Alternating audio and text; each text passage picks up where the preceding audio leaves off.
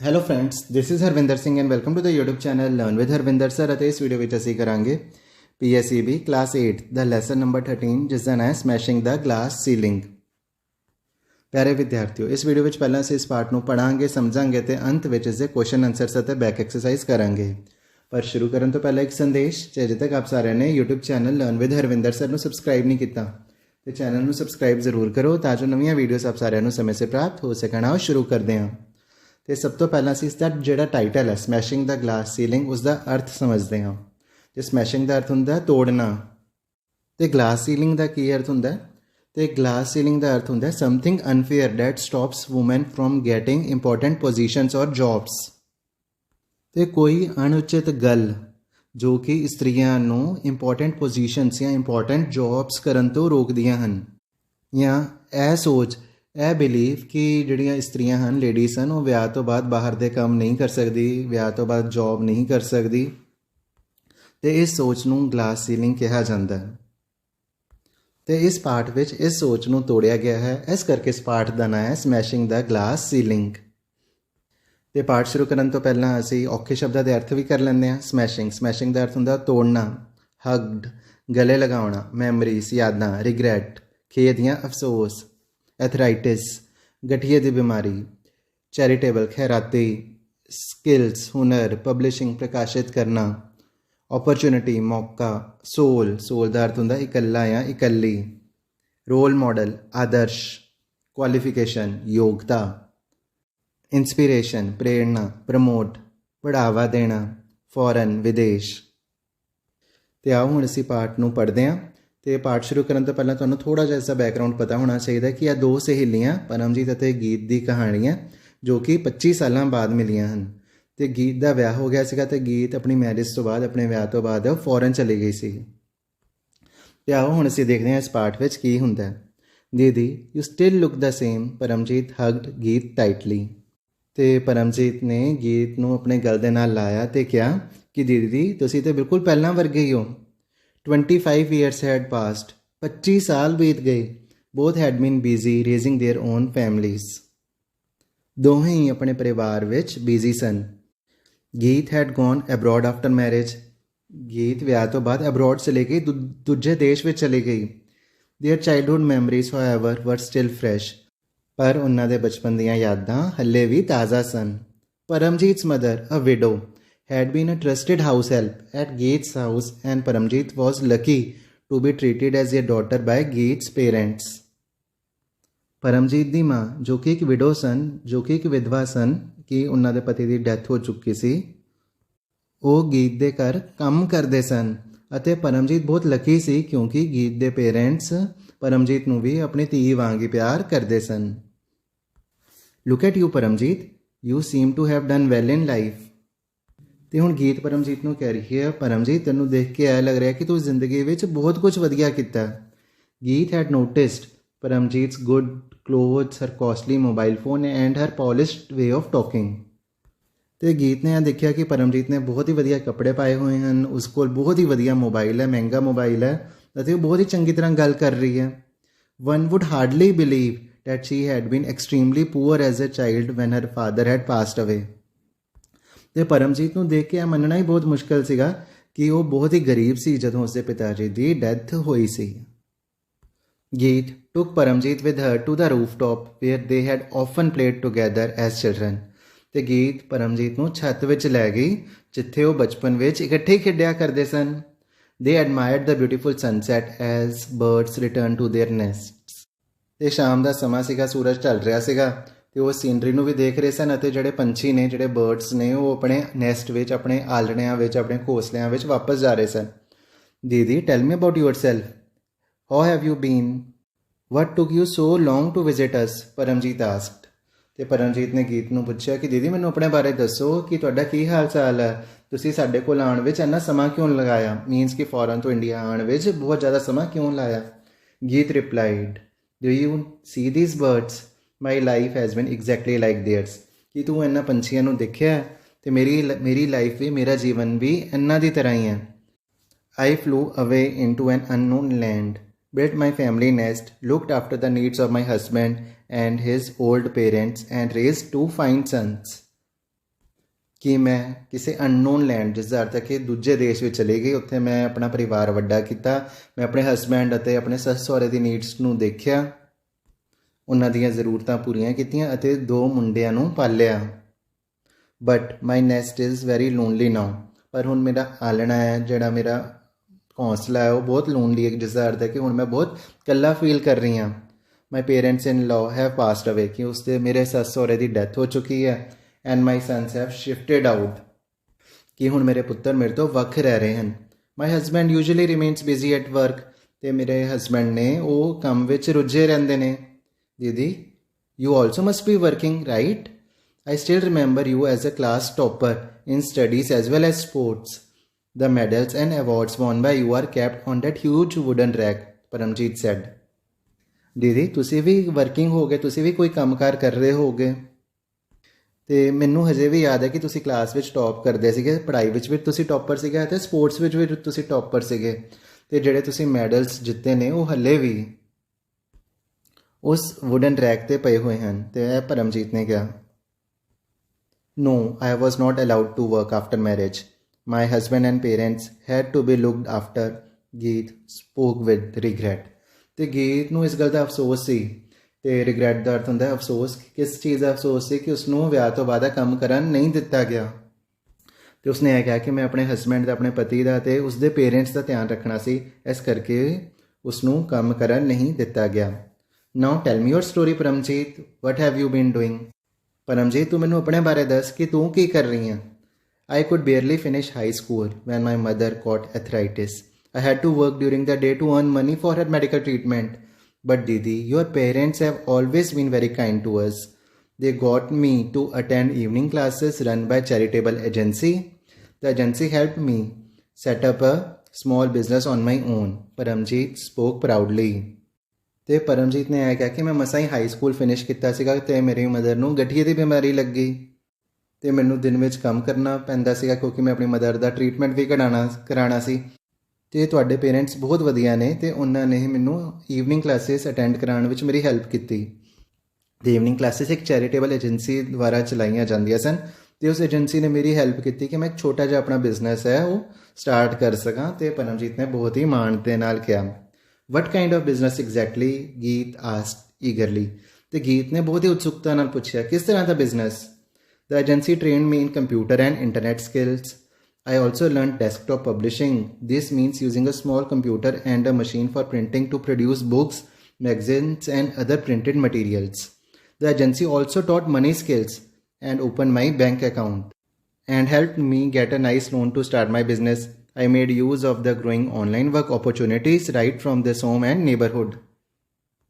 ਅਤੇ ਫਿਰ ਉਸ ਤੋਂ ਬਾਅਦ ਪਰਮਜੀਤ ਨੇ ਕਿਹਾ ਕਿ ਇਸ ਏਜੰਸੀ ਨੇ ਮੈਨੂੰ ਕੰਪਿਊਟਰ ਸਿਖਾਇਆ, ਇੰਟਰਨੈਟ ਸਕਿੱਲ ਸਿਖਾਈਆਂ, ਅਤੇ ਮੈਂ ਡੈਸਕਟੋਪ ਪਬਲਿਸ਼ਿੰਗ ਵੀ ਸਿੱਖੀ, ਜਿਸ ਦਾ ਅਰਥ ਹੈ ਕਿ ਕੰਪਿਊਟਰ ਅਤੇ ਇੱਕ ਮਸ਼ੀਨ ਦੀ ਮਦਦ ਦੇ ਨਾਲ ਬੁੱਕਸ, ਮੈਗਜ਼ੀਨਸ ਅਤੇ ਹੋਰ ਪ੍ਰਿੰਟਡ ਮਟੀਰੀਅਲ ਨੂੰ ਪ੍ਰਿੰਟ ਕੀਤਾ ਜਾਵੇ।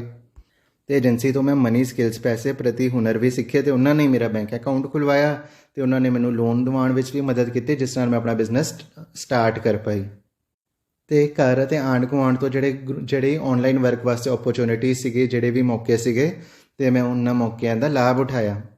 Today my shop service customers like the panchayat, government offices, local colleges and schools. I design posters and visiting cards for them। ਅਤੇ ਅੱਜ panchayat, government offices, local colleges ਅਤੇ ਸਕੂਲਸ ਉਹ ਸਾਡੇ ਕਸਟਮਰਸ ਨੇ, ਅਤੇ ਮੈਂ ਉਹਨਾਂ ਵਾਸਤੇ ਪੋਸਟਰਸ ਅਤੇ ਵਿਜ਼ਿਟਿੰਗ ਕਾਰਡਸ ਉਹ ਡਿਜ਼ਾਈਨ ਕਰਦੀ ਹਾਂ। ਮਾਈ ਸ਼ੌਪ ਆਲਸੋ ਪ੍ਰੋਵਾਈਡਸ ਫੋਟੋਗ੍ਰਾਫੀ ਸਰਵਿਸਿਜ਼। ਸਾਡੀ ਦੁਕਾਨ ਵਿੱਚ ਫੋਟੋਗ੍ਰਾਫੀ ਦੀ ਸਰਵਿਸ ਵੀ ਪ੍ਰੋਵਾਈਡ ਕੀਤੀ ਜਾਂਦੀ ਹੈ। It even helps the local people with Aadhaar registration, booking online tickets, banking and more. ਅਤੇ ਲੋਕਾਂ ਵਾਸਤੇ ਵੀ ਸਾਡੀ ਦੁਕਾਨ ਵਿੱਚ ਆਧਾਰ ਰਜਿਸਟ੍ਰੇਸ਼ਨ ਜਾਂ ਔਨਲਾਈਨ ਟਿਕਟਸ ਅਤੇ ਬੈਂਕਿੰਗ ਅਤੇ ਹੋਰ ਸਹੂਲਤਾਂ ਵੀ ਪ੍ਰਦਾਨ ਕੀਤੀਆਂ ਜਾਂਦੀਆਂ ਹਨ। Did you do all this on your own? Geet was impressed with Paramjeet's success. ਅਤੇ ਗੀਤ ਨੇ ਪੁੱਛਿਆ ਪਰਮਜੀਤ ਤੋਂ ਕਿ ਤੂੰ ਇਹ ਸਾਰਾ ਕੁਝ ਇਕੱਲੇ ਹੀ ਕੀਤਾ? ਅਤੇ ਗੀਤ ਬਹੁਤ ਜ਼ਿਆਦਾ ਇੰਪਰੈਸ ਸੀਗੀ ਪਰਮਜੀਤ ਦੀ ਕਾਮਯਾਬੀ ਤੋਂ। Not on my own, Didi. I started this business with 4 more women partners all trained at the same agency. But slowly, I bought the entire business from my partners and became the sole owner. ਇਕੱਲੇ ਨਹੀਂ ਦੀਦੀ, ਇਹ ਜਿਹੜਾ business ਹੈ ਮੈਂ 4 ਹੋਰ woman partners ਨਾਲ ਮਿਲ ਕੇ ਕੀਤਾ ਸੀਗਾ, ਜਿਨ੍ਹਾਂ ਨੇ ਐਸੇ ਏਜੰਸੀ ਤੋਂ ਹੀ ਟ੍ਰੇਨਿੰਗ ਲਈ ਸੀ। ਬਟ ਹੌਲੀ ਹੌਲੀ ਮੈਂ ਜਿਹੜਾ ਸਾਰਾ ਬਿਜ਼ਨਸ ਹੈ ਆਪਣੇ ਪਾਰਟਨਰਸ ਤੋਂ ਖਰੀਦ ਲਿਆ ਅਤੇ ਹੁਣ ਮੈਂ ਇਸਦੀ ਇਕੱਲੀ ਮਾਲਕਣ ਹਾਂ। Today my business makes a big profit every month and employs other girls in this area. ਅਤੇ ਅੱਜ ਸਾਡਾ ਜਿਹੜਾ ਬਿਜ਼ਨਸ ਹੈ ਉਹ ਕਾਫੀ ਵਧੀਆ ਪ੍ਰੋਫਿਟ ਕਰ ਰਿਹਾ, ਕਾਫੀ ਫਾਇਦੇ ਵਿੱਚ ਹੈ ਅਤੇ ਅਸੀਂ ਇਸ ਏਰੀਆ ਦੀ ਲੇਡੀਜ਼ ਨੂੰ ਇੰਪਲੋਇਮੈਂਟ ਦਿੰਦੇ ਹਾਂ, ਰੁਜ਼ਗਾਰ ਦਿੰਦੇ ਹਾਂ। Everyone here respects me as a role model, ਕਿ ਅਤੇ ਹਰ ਕੋਈ ਮੈਨੂੰ ਆਪਣਾ ਰੋਲ ਮਾਡਲ ਮੰਨਦਾ ਹੈ, ਆਪਣਾ ਆਦਰਸ਼ ਮੰਨਦਾ ਹੈ। What about your children who takes care of them, asked Geet. ਅਤੇ ਗੀਤ ਨੇ ਪੁੱਛਿਆ ਕਿ ਤੇਰੇ ਬੱਚਿਆਂ ਦਾ ਕੀ, ਉਹਨਾਂ ਦਾ ਧਿਆਨ ਕੌਣ ਰੱਖਦਾ ਹੈ।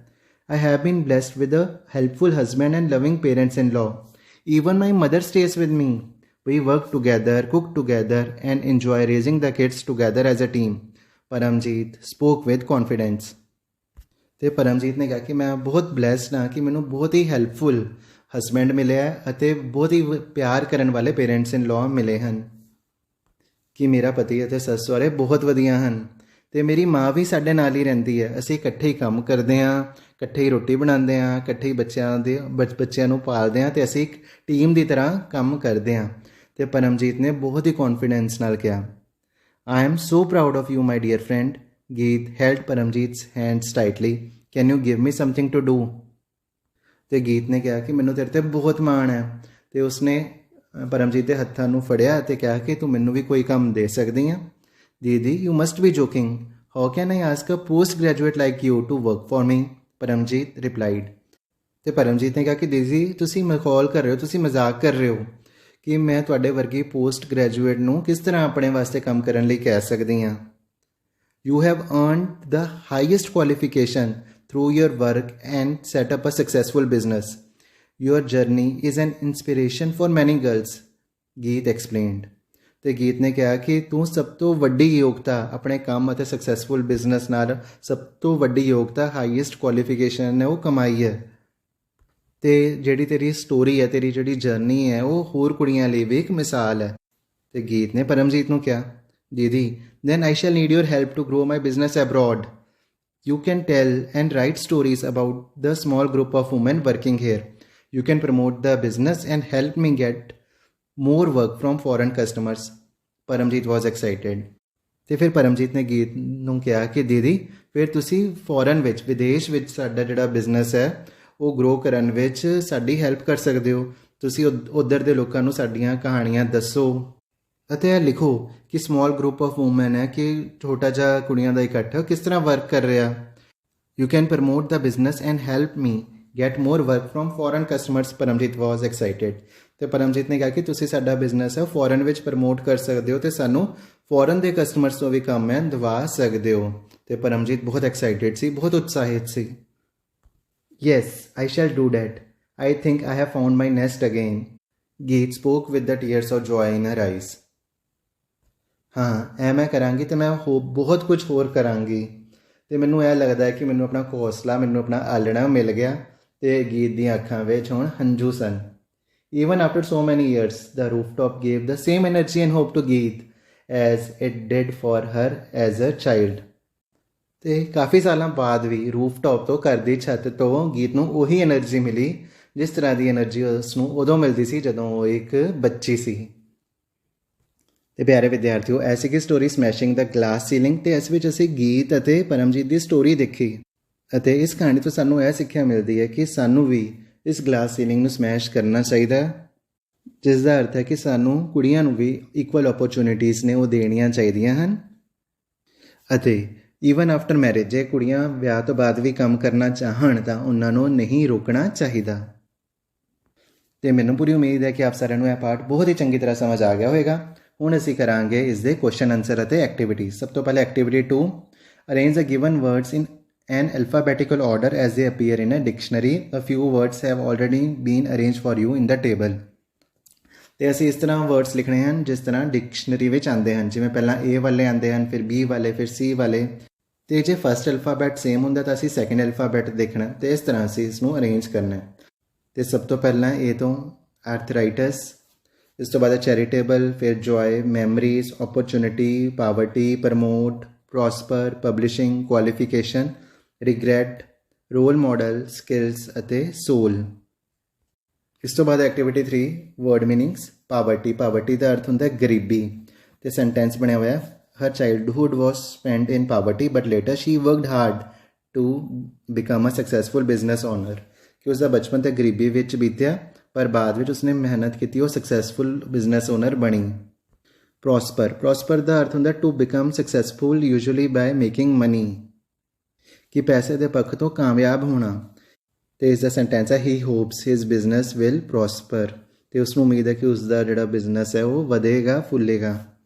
रिगरैट का अर्थ होंदा है to be sorry for something, अफसोस होना किसी गल का या खेद होना. I deeply regret what I said. इस तो बाद स्किल्स होंदा हुनर, ability that comes from training और practice. We must learn new skills, कि सानू नवे हुनर सीखने चाहिए हैं. क्यूरीअसली का अर्थ होंदा a manner of showing and eagerness to learn, कि कुछ नवा सीखण की चाह. He is learning curiously. Empty का अर्थ होंदा खाली. His bottle is empty. तो ऐसे सी एक्टिविटी 3. हुण असीं करांगे एक्टिविटी 4, जिस विच असीं करांगे क्वेश्चन आंसर्स, जिस विच सब तो पहले how many years had passed before Geet could meet Paramjit in India. तो सौखे शब्दों में यह पूछा गया कि गीत परमजीत को कितने सालों बाद मिली. 25 years had passed before Geet could meet Paramjit in India. 25 सालों बाद मिली. What was different about Paramjit that Geet noticed this time, कि परमजीत विच की गल वक्री सी जिस गल नूं गीत ने नोटिस किया. Geet had notice Paramjit's good clothes, her costly mobile phone and her polished way of talking. तो उसने देखा भी परमजीत ने सोने कपड़े पाए सन, उसको महंगा मोबाइल फोन सी, बहुत ही चंगी तरह गल कर रही सी. अगला क्वेश्चन है what new skills did Paramjit learn at the charitable agency. तो चैरिटेबल एजेंसी विच परमजीत ने किहड़े नवे हुनर सीखे. Paramjit learn computer skills, internet skills and money skills. तो उसने यह वाले स्किल्स सीखे. What did Paramjit seek from Geet at the end of the story. तो अंत विच परमजीत ने गीत तो की मंग की. Paramjeet wanted Geet to promote the business abroad and help her to get more work from foreign customers. तो परमजीत यह चाहते थे कि गीत है उसके बिजनेस को फॉरन में प्रमोट करे और उसनों फॉरन के कस्टमर्स तो भी काम दवाए. Who was able to smash the glass ceiling in the story how. तो इस कहानी में ग्लास सीलिंग को किसने तोड़िया तो किस तरह. तो ग्लास सीलिंग का की अर्थ है असीं पहलां ही कर चुके हैं. तो इसके आंसर असीं लिख सकते हैं Paramjeet was able to smash the glass ceiling in the story by running a successful business. तो परमजीत ने ग्लास सीलिंग को तोड़िया किस तरह, वधिया बिजनेस रन करके. तो इस तो बाद है fill in the blanks activity 5. Geet had gone abroad after marriage. Paramjeet's mother, a widow, had been a trusted house help at Geet's house. They also got me to attend evening classes run by a charitable agency. The agency trained Paramjeet in computer and internet skills. You have earned the highest qualification through your work and set up a successful business. ते इस तो बाद activity 6. Who said these words to whom? कि यह शब्द किसने किसनों कहे. दीदी you still look the same. Paramjeet said to Geet, कि यह शब्द परमजीत ने गीत नूं कहे. Can you give me something to do. तो गीत सेड टू परमजीत, यह शब्द गीत ने परमजीत नूं कहे. I think I have found my nest again. Geet said to Paramjit. You have earned the highest qualification through your work and setup a successful business. Geet said to Paramjit. तो प्यारे विद्यार्थियों इत्थे सीगा साडा लिटरेचर पार्ट. हुण असीं करांगे लर्निंग लैंग्वेज ग्रामर, जिस विच असीं सिखांगे प्रैपोजिशनस. तो सब तो पहला सानू पता होना चाहिए कि प्रैपोजिशनस की हुंदा. Prepositions are words that tell us where a noun or pronoun stands in relation to another. कि दो नाउन्स या दो प्रोनाउंस एक दूजे नाल की संबंध रखते हैं, यह सानू प्रैपोजिशन तो पता लगता है. तो prepositions are often placed before a noun or a pronoun to show their relation to place, time or direction. तो जिहड़े प्रैपोजिशनस ने उस नाउन या प्रोनाउन तो पहला आते हैं, ਤਾਂ ਜੋ ਸਾਨੂੰ ਨਾउन ਦੀ ਪਲੇਸ ਦੇ ਬਾਰੇ, ਉਸਦੇ ਟਾਈਮ ਜਾਂ ਡਾਇਰੈਕਸ਼ਨ ਦੇ ਬਾਰੇ ਹੋਰ ਜ਼ਿਆਦਾ ਕਲੈਰਿਟੀ ਮਿਲ ਸਕੇ. ਤੇ ਅਸੀਂ ਐਗਜ਼ਾਮਪਲ ਕਰਦੇ ਹਾਂ. The bird flew over the tree, ਕਿ ਬਰਡ ਅਤੇ ਟਰੀ ਇੱਥੇ ਨਾउन ਸਨ ਤੇ ਓਵਰ ਹੈ ਪ੍ਰੈਪੋਜੀਸ਼ਨਸ. ਤੇ ਸਾਨੂੰ ਜਿਹੜਾ ਰਿਲੇਸ਼ਨ ਹੈ ਓਵਰ ਤੋਂ ਪਤਾ ਲੱਗਦਾ ਹੈ ਕਿ ਜਿਹੜੀ ਬਰਡ ਹੈ ਉਹ ਟਰੀ ਦੇ ਉੱਪਰੋਂ ਦੀ ਫਲਾਈ ਕੀਤੀ, ਤੇ ਇੱਥੇ ਪ੍ਰੈਪੋਜੀਸ਼ਨ ਹੈ ਓਵਰ. ਤੇ ਇੱਕ ਗੱਲ ਹੋਰ ਧਿਆਨ ਦੇਣ ਯੋਗ ਹੈ ਕਿ ਇੱਥੇ ਟਰੀ ਨਾउन ਹੈ ਤੇ ਟਰੀ ਤੋਂ ਪਹਿਲਾਂ ਵਰਡ ਆ ਰਿਹਾ ਓਵਰ, ਤੇ ਨਾउन ਤੋਂ ਪਹਿਲਾਂ ਆ ਰਿਹਾ ਪ੍ਰੈਪੋਜੀਸ਼ਨ. तो इस तरह प्रैपोजिशन है नाउन तो पहला आंदा है. तो हुण असीं करांगे प्रैपोजिशनस ऑफ प्लेस, कि जदों प्रैपोजिशन तो सानू प्लेस का पता लगता है. जिवें कि ਇੱਥੇ ਬੋਲ ਹੈ ਬਾਕਸ ਦੇ ਉੱਪਰ ਪਈ ਹੈ ਤੇ ਔਨ, ਤੇ ਥੋੜ੍ਹਾ ਜਿਹਾ ਗੈਪ ਛੱਡ ਕੇ ਪਈ ਹੈ ਤੇ ਅਬਵ, ਅੱਗੇ ਪਈ ਹੈ ਤੇ ਇਨ ਫਰੰਟ ਆਫ, ਜੇ ਉੱਪਰ ਪਈ ਹੈ ਤਾਂ ਬਿਸਾਈਡ, ਇਸੇ ਤਰ੍ਹਾਂ ਬਿਲੋ, ਜੇ ਪਿੱਛੇ ਪਈ ਹੈ ਬਿਹਾਈਂਡ, ਥੱਲੇ ਪਈ ਹੈ ਅੰਡਰ। ਤੇ ਪ੍ਰੈਪੋਜੀਸ਼ਨ ਆਫ ਪਲੇਸ ਤੋਂ ਸਾਨੂੰ ਕੀ ਪਤਾ ਲੱਗਦਾ? Preposition of place describe position of a person or thing in relation to another person or thing. ਤੇ ਇਸ ਤੋਂ ਸਾਨੂੰ ਪੋਜੀਸ਼ਨ ਦਾ ਪਤਾ ਲੱਗਦਾ ਪ੍ਰੈਪੋਜੀਸ਼ਨ ਆਫ ਪਲੇਸ ਤੋਂ। ਤੇ ਪ੍ਰੈਪੋਜੀਸ਼ਨ ਆਫ ਟਾਈਮ ਤੋਂ ਸਾਨੂੰ ਕੀ ਪਤਾ ਲੱਗਦਾ ਹੈ? ਪ੍ਰੈਪੋਜੀਸ਼ਨ ਆਫ ਟਾਈਮ ਤੋਂ ਸਾਨੂੰ ਸਮੇਂ ਦਾ ਪਤਾ ਲੱਗਦਾ। ਤੇ ਪ੍ਰੈਪੋਜੀਸ਼ਨਸ ਆਫ ਟਾਈਮ ਕਿਹੜੇ ਹੁੰਦੇ ਹਨ? On, in, at. ਤੇ ਇੱਥੇ ਨਾ ਸਟੂਡੈਂਟਸ ਕੀ ਗਲਤੀ ਕਰਦੇ ਹਨ ਇੰਗਲਿਸ਼ ਵਿੱਚ ਕਿ ਮੰਥ ਦੇ ਨਾਲ ਔਨ ਲਗਾ ਦਿੰਦੇ ਹਨ, ਪਰ ਮੰਥ ਦੇ ਨਾਲ ਔਨ ਪ੍ਰੈਪੋਜੀਸ਼ਨ ਨਹੀਂ ਆਉਂਦਾ, ਮੰਥ ਦੇ ਨਾਲ ਹਮੇਸ਼ਾ ਆਉਂਦਾ ਹੈ ਇਨ। ਤੇ ਇਸ ਗੱਲ ਦਾ ਤੁਸੀਂ ਧਿਆਨ ਰੱਖਣਾ। ਤੇ ਹੁਣ ਅਸੀਂ ਯੂਜ਼ੇਜ ਦੇਖਦੇ ਹਾਂ। ਐਟ ਦੀ ਵਰਤੋਂ ਕਦੋਂ ਹੁੰਦੀ ਹੈ? ਟਾਈਮ ਵਿਲ, ਕਿ ਐਟ 8 PM ਜਦੋਂ ਟਾਈਮ ਦਾ ਸਾਨੂੰ ਪਤਾ ਲੱਗਦਾ, ਜਾਂ ਐਟ ਮਿਡਨਾਈਟ, ਜਾਂ ਐਟ 6:30। ਫੈਸਟੀਵਲਸ, ਤਿਉਹਾਰਾਂ ਵਿੱਚ ਵੀ ਐਟ ਯੂਜ਼ ਹੁੰਦਾ, ਜਿਵੇਂ at Christmas, at Vaisakhi, at Holi. ਤੇ ਸਮੇਂ ਦੀ ਵਰਤੋਂ ਦੇ ਲਈ ਵੀ ਐਟ ਦਾ ਯੂਜ਼ ਹੁੰਦਾ, ਜਿਵੇਂ at night, at the weekend, at lunch time, at dinner time, at breakfast time. ਤੇ ਹੁਣ ਔਨ ਯੂਜ਼ ਹੁੰਦਾ ਡੇਜ਼ ਵਾਸਤੇ, on Monday, on my birthday, on Christmas day, ਜਾਂ on Tuesday morning, on Sunday evening, ਜਾਂ dates ਦੇ ਲਈ ਵੀ, ਜਿਵੇਂ on 20th ਜੂਨ। ਤੇ ਇਨ ਦੀ ਵਰਤੋਂ ਕਦੋਂ ਹੁੰਦੀ ਹੈ? ਈਅਰਸ, ਇਨ 1992, ਇਨ 2006, ਮੰਥਸ, ਇਨ ਦਸੰਬਰ, ਇਨ ਜੂਨ। ਡਿਕੇਡ ਹੁੰਦਾ ਹੈ 10 ਸਾਲਾਂ ਦਾ ਪੀਰੀਅਡ, ਜਿਵੇਂ ਕਿ ਇਨ ਦਾ 60s, ਇਨ ਦਾ 1790s। ਸੈਂਚਰੀ ਹੁੰਦਾ 100 ਸਾਲਾਂ ਦੇ ਪੀਰੀਅਡ ਨੂੰ ਸੈਂਚਰੀ ਕਿਹਾ ਜਾਂਦਾ ਹੈ, ਇਨ ਦਾ 19th ਸੈਂਚਰੀ। ਤੇ ਸੀਜ਼ਨਸ ਵਿੱਚ ਵੀ ਇਨ ਦੀ ਵਰਤੋਂ ਹੁੰਦੀ ਹੈ। ਸੀਜ਼ਨ ਜਿਵੇਂ ਕਿ summer season, winter season, in summer, in winter. Time of day, in the morning, in the afternoon, in the evening. ਤੇ ਨੋ ਪ੍ਰੈਪੋਜੀਸ਼ਨ, ਕਿ ਪ੍ਰੈਪੋਜੀਸ਼ਨ ਦਾ ਯੂਜ਼ ਕਦੋਂ ਨਹੀਂ ਹੁੰਦਾ, ਜਿਵੇਂ next week, next year, next month, last night, last year, this morning, this month, every day, every night, ਜਾਂ today, tomorrow, yesterday. ਤੇ ਇਸ ਤੋਂ ਬਾਅਦ ਹੈ ਪ੍ਰੈਪੋਜੀਸ਼ਨ ਆਫ ਡਾਇਰੈਕਸ਼ਨ, ਕਿ ਜਦੋਂ ਸਾਨੂੰ ਨਾਊਨ ਦੀ ਡਾਇਰੈਕਸ਼ਨ ਦਾ ਪਤਾ ਲੱਗਦਾ, ਜਿਵੇਂ between, in, out, inside, outside, up, down, around, into, through. ਤੇ ਇਹ ਸੀਗੇ prepositions of place, preposition of time ਅਤੇ ਪ੍ਰੈਪੋਜੀਸ਼ਨਸ ਆਫ ਡਾਇਰੈਕਸ਼ਨ। ਹੁਣ ਅਸੀਂ ਕਰਾਂਗੇ ਐਕਟੀਵਿਟੀ 7, ਤੇ ਇਸ ਵਿੱਚ ਅਸੀਂ ਪ੍ਰੈਪੋਜੀਸ਼ਨਸ ਭਰਨੇ ਹਨ। ਤੇ ਅਸੀਂ ਬ੍ਰੈਕਟ ਵਿੱਚ ਇਹ ਲਿਖਣਾ ਕਿ ਉਹ ਕਿਹੜਾ ਪ੍ਰੈਪੋਜੀਸ਼ਨ ਹੈ। ਤਾਂ ਡੌਗ ਜੰਪਡ ਓਵਰ ਦਾ ਫੈਂਸ, ਤੇ ਓਵਰ ਪ੍ਰੈਪੋਜੀਸ਼ਨ ਹੈ, ਤੇ ਪ੍ਰੈਪੋਜੀਸ਼ਨ ਆਫ ਪਲੇਸ ਹੈ। ਮੀਨਾ ਵਾਜ਼ ਸੀਨ ਪਲੇਇੰਗ ਇਨ ਦਾ ਸਟਰੀਟ, ਤੇ ਇਨ ਪ੍ਰੈਪੋਜੀਸ਼ਨ ਹੈ, ਤੇ ਪਲੇਸ ਦਾ ਪ੍ਰੈਪੋਜੀਸ਼ਨ ਹੈ। ਦਾ ਏਅਰਪਲੇਨ ਫਲਿਊ ਓਵਰ ਦਾ ਮਾਊਂਟੇਨਸ, ਤੇ ਓਵਰ ਪ੍ਰੈਪੋਜੀਸ਼ਨ ਹੈ, ਅਤੇ ਪਲੇਸ ਸਾਨੂੰ ਪਤਾ ਲੱਗ ਰਿਹਾ। ਦ ਅਰਥ ਰਿਵੋਲਵਸ ਅਰਾਊਂਡ ਦਾ ਸਨ, ਤੇ ਸਾਨੂੰ ਅਰਥ ਦੀ ਡਾਇਰੈਕਸ਼ਨ ਪਤਾ ਲੱਗ ਰਹੀ ਹੈ ਕਿ ਉਹ ਸੂਰਜ ਦੇ ਆਲੇ ਦੁਆਲੇ ਘੁੰਮ ਰਹੀ ਹੈ, ਤੇ ਅਰਾਊਂਡ ਤੇ preposition of direction. She went into the classroom when I saw her, ਤੇ ਕਲਾਸਰੂਮ ਇੱਥੇ ਪਲੇਸ ਹੈ। I will meet her at 9 o'clock, ਤੇ ਸਾਨੂੰ ਟਾਈਮ ਦਾ ਪਤਾ ਲੱਗ ਰਿਹਾ, ਤੇ preposition of time. The function was held last Monday, ਤੇ ਇੱਥੇ ਤਾਂ ਕੋਈ ਪ੍ਰੈਪੋਜੀਸ਼ਨ ਆਊਗਾ ਹੀ ਨਹੀਂ। She was sitting between her father and mother, ਤੇ ਇੱਥੇ ਸਾਨੂੰ ਡਾਇਰੈਕਸ਼ਨ ਦਾ ਪਤਾ ਲੱਗ ਰਿਹਾ। It is extremely hot in the month of June, ਇੱਥੋਂ ਸਾਨੂੰ ਟਾਈਮ ਦਾ ਪਤਾ ਲੱਗ ਰਿਹਾ। It is usually very cold at night in deserts, ਤੇ ਐਟ ਨਾਈਟ ਤੋਂ ਸਾਨੂੰ ਟਾਈਮ ਦਾ ਪਤਾ ਲੱਗਦਾ ਹੈ, ਤੇ ਇਨ ਡੈਜ਼ਰਟ ਤੋਂ ਸਾਨੂੰ ਪਲੇਸ ਦਾ ਪਤਾ ਲੱਗਦਾ। ਤੇ ਇਸ ਤੋਂ ਬਾਅਦ ਹੈ ਰੋਲ ਪਲੇ। ਤੇ ਇਸ ਵਿੱਚ ਕੀ ਹੁੰਦਾ ਕਿ ਇੱਕ ਸਟੂਡੈਂਟ ਨੂੰ ਪਰਮਜੀਤ ਬਣਾ ਦਿੱਤਾ ਜਾਵੇਗਾ, ਇੱਕ ਸਟੂਡੈਂਟ ਨੂੰ ਗੀਤ ਬਣਾ ਦਿੱਤਾ ਜਾਵੇਗਾ, ਤੇ ਇਸ ਤਰ੍ਹਾਂ ਫਿਰ ਸੈਂਟੈਂਸਸ ਨੂੰ ਰੀਡ ਕੀਤਾ ਜਾਵੇਗਾ। ਤੇ ਆਪ ਸਾਰੇ ਵਿਦਿਆਰਥੀ ਇਸ ਦੀ ਰੀਡਿੰਗ ਆਪ ਹੀ ਕਰ ਸਕਦੇ ਹੋ। ਤੇ ਐਂਡ ਵਿੱਚ ਹੈ ਲਰਨਿੰਗ ਟੂ ਰਾਈਟ, ਕਿ ਅਸੀਂ ਲੈਟਰ ਲਿਖਣਾ ਸਿੱਖਣਾ, ਉਹ ਵੀ ਇਨਫੋਰਮਲ ਲੈਟਰ ਲਿਖਣਾ। ਤੇ ਇਨਫੋਰਮਲ ਲੈਟਰ ਕੀ ਹੁੰਦਾ? An informal letter is a personal letter that can be written to a family member or a close friend. ਇੱਕ ਪਰਸਨਲ ਲੈਟਰ ਜੋ ਕਿ ਅਸੀਂ ਕਿਸੇ ਫੈਮਿਲੀ ਮੈਂਬਰ ਜਾਂ ਆਪਣੇ ਕਲੋਜ਼ ਫਰੈਂਡ ਨੂੰ ਲਿਖਦੇ ਹਾਂ। You can write to let them know more about something in your life or to convey your love and regards। ਤੇ ਤੁਹਾਡੇ ਜੀਵਨ ਵਿੱਚ ਜੋ ਚੱਲ ਰਿਹਾ ਹੁੰਦਾ ਉਸ ਦੇ ਬਾਰੇ ਤੁਸੀਂ ਲਿਖ ਸਕਦੇ ਹੋ, ਜਾਂ ਲਵ ਅਤੇ ਰਿਗਾਰਡ ਕਨਵੇ ਕਰਨ ਵਾਸਤੇ ਵੀ ਤੁਸੀਂ ਲਿਖ ਸਕਦੇ ਹੋ। ਜੇ ਕਿਸੇ ਨੇ ਤੁਹਾਨੂੰ ਕੋਈ ਗਿਫਟ ਦਿੱਤਾ ਤਾਂ ਉਸ ਦਾ ਥੈਂਕ ਕਰਨ ਵਾਸਤੇ ਵੀ ਤੁਸੀਂ ਲਿਖ ਸਕਦੇ ਹੋ। ਤੇ ਇਸ ਵਿੱਚ ਜਿਹੜੀ ਲੈਂਗੁਏਜ ਯੂਜ਼ ਹੁੰਦੀ ਹੈ ਕੈਜੂਅਲ ਲੈਂਗੁਏਜ ਯੂਜ਼ ਹੁੰਦੀ ਹੈ। ਤੇ ਇਸ ਤੋਂ ਬਾਅਦ ਸੌਲਡ ਐਗਜ਼ਾਮਪਲ ਦਿੱਤੀ ਗਈ ਹੈ। ਤੇ ਹੁਣ ਜੇ ਤੁਸੀਂ ਇਸ ਲੈਟਰ ਨੂੰ ਧਿਆਨ ਨਾਲ ਦੇਖੋ ਤੇ ਨਾ ਸਾਡੇ ਬੁੱਕ ਵਿੱਚ ਫਾਰਮੈਟ ਵੀ ਲਿਖਿਆ ਹੋਇਆ ਕਿ ਸਭ ਤੋਂ ਪਹਿਲਾਂ ਅਸੀਂ ਐਡਰੈਸ ਆਫ ਦਾ ਰਾਈਟਰ ਲਿਖਣਾ, ਉਸ ਤੋਂ ਬਾਅਦ ਡੇਟ ਲਿਖਣੀ ਹੈ, ਉਸ ਤੋਂ ਬਾਅਦ ਸੈਲੂਟੇਸ਼ਨ ਵਿੱਚ ਜਿਸ ਨੂੰ ਤੁਸੀਂ ਲੈਟਰ ਲਿਖ ਰਹੇ ਹੋ ਤੇ ਉਸ ਨੂੰ ਐਡਰੈਸ ਕਰਨਾ। ਇਸ ਤੋਂ ਬਾਅਦ ਬੋਡੀ ਆਫ ਲੈਟਰ, ਤੇ ਬੋਡੀ ਆਫ ਲੈਟਰ ਵਿੱਚ ਤੁਸੀਂ 3 ਪੈਰਾਗ੍ਰਾਫਸ ਲਿਖਣੇ ਹਨ। ਫਸਟ ਪੈਰਾਗ੍ਰਾਫ ਵਿੱਚ ਇੰਟਰੋਡਕਸ਼ਨ, ਜਿਸ ਵਿੱਚ ਛੋਟੀ ਜਿਹੀ ਡਿਸਕ੍ਰਿਪਸ਼ਨ, ਤੇ ਦੂਜੇ ਪੈਰਾਗ੍ਰਾਫ ਵਿੱਚ ਮੇਨ ਕੰਟੈਂਟ, ਤੀਜੇ ਪੈਰਾਗ੍ਰਾਫ ਵਿੱਚ ਕਨਕਲੂਜਨ ਜਾਂ ਲੈਟਰ ਦਾ ਐਂਡ, ਤੇ ਇਸ ਤੋਂ ਬਾਅਦ ਸਬਸਕ੍ਰਿਪਸ਼ਨ ਜਿਸ ਵਿੱਚ ਤੁਸੀਂ ਆਪਣਾ ਨਾਮ ਲਿਖੋਗੇ। ਤੇ ਇਸ ਤਰ੍ਹਾਂ ਤੁਸੀਂ ਸੋਲਡ ਲੈਟਰ ਨੂੰ ਦੇਖ ਸਕਦੇ ਹੋ। ਤੇ ਹੁਣ ਅਸੀਂ ਕਰਾਂਗੇ activity 9। You are Harnoor Kaur living at 829 Ranjit avenue Amritsar. Write a letter to your aunt thanking her for the laptop she has gifted you.